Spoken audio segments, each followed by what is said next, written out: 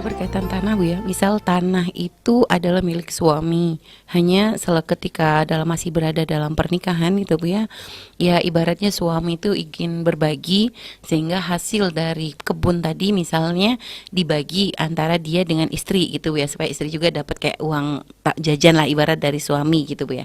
Nah ini berlaku, ketika memang tapi memang aslinya tanah milik suami. Nah, ketika setelah terjadi perceraian, boleh nggak untuk ditarik gitu Bu ya? Maksud jatah yang biasa diberikan kepada istri, biasanya sudah kesepakatan, sudah pokoknya separuh dari hasil kebun ini, separuh aku berikan kepadamu, separuh untukku, misalnya begitu Bu ya. Tapi tanah milik suami, kebun milik suami. Begitu terjadi perceraian, apakah istri masih punya hak atau sudah enggak Bu ya? Iya, tergantung waktu suaminya memberikan itu adalah dalam rangka memberikan manfaat selamanya, namanya hibah atau wakaf kepada orang yang tertentu, diwakaf pada istri separuh penghasilannya, atau memang hanya sifatnya hadiah per bulan. Itu.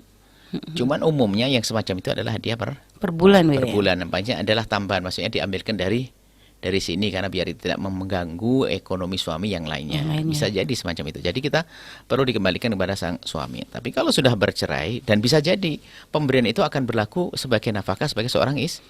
Kalau sudah nggak ada lagi, itu tidak ada urusannya dong. Sudah nggak jadi istri. Kalau itu nggak ada dianggap sebagai kewajiban. seorang istri. Kalau itu adalah dianggap sebagai nafkah yang diberikan oleh sang suami, apalagi setelah cerai ya sudah nggak ada urusan.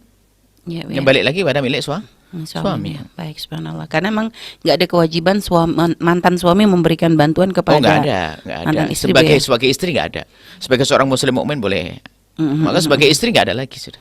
Ya, Karena nggak ada istri, bukan istri. Bukan istri Bu ya. Baik, subhanallah. Terima kasih Bu ya.